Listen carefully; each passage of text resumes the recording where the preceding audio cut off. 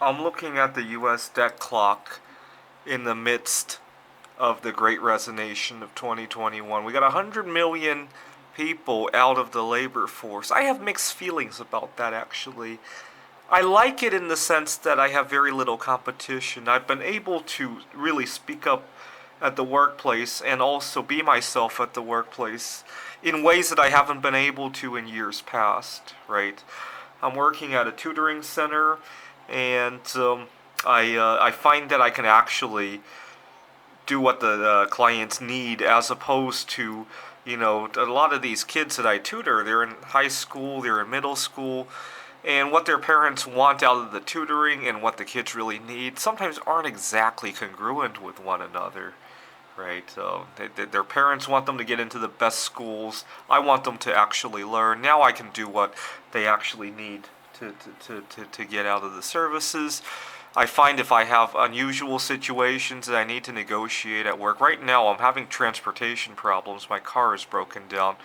I find that's a lot more navigable now that there's a whole lot less pressure coming out of the workforce.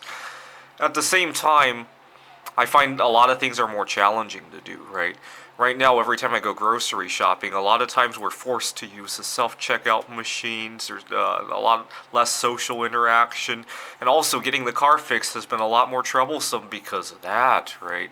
That makes feelings, right? It makes me learn about new things, right? I've been Googling how to fix my car when I can, and when I can't, then I have to learn how to negotiate with people and to get what I want. So that it makes feelings about that.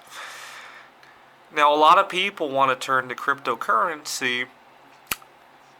In 2013, we used to print $9,800 for every $1 worth of cryptocurrency we create. Now it's about 11 to 1.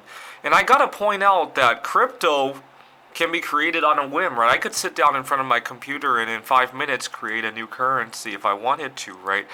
I have better computer programs to write, right? Things that actually solve real world problems. But crypto is every bit of fiat currency, right? Buy currency that God has made, right? Very rarely, I guess every once in a while, I look up in the sky and I see God printing currency or putting currency on Earth, right? Sometimes meteor showers can bring some of that stuff to Earth, but not at the rate of that, right? And right now we create $21,353 for every ounce of gold we mine out of the ground. Now, we have 18.7 millionaires, or do we? I love to watch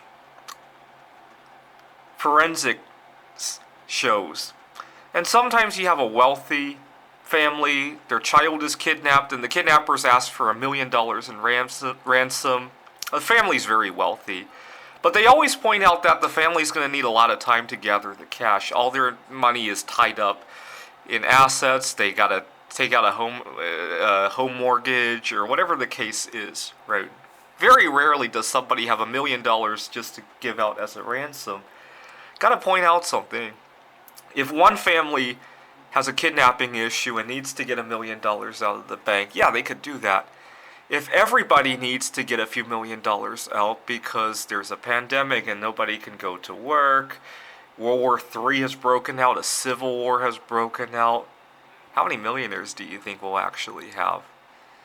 And how many ounces of gold do you think we actually have? More importantly, are people going to stay healthy?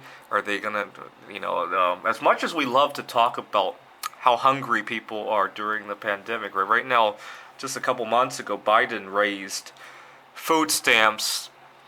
How many people are collecting food stamps? I know it was on the chart.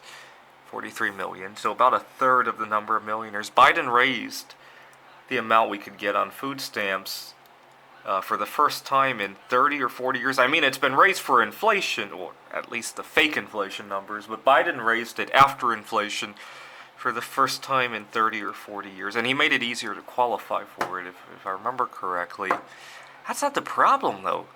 People eat too much. And then they live on medications, prescription medications, and all of a sudden they're going to be cut off, and all of a sudden they'll be forced to modify their eating habits and suffer the withdrawal, right? of changing their eating habits in the midst of dealing with a pandemic or World War III.